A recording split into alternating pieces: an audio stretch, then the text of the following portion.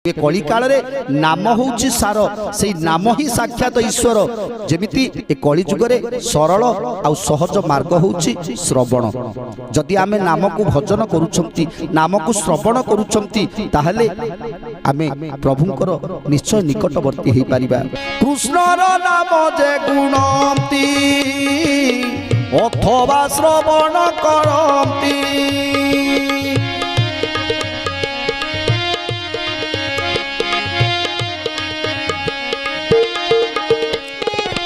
तांकर कथा न कहिबा तांको समान अछि केबा।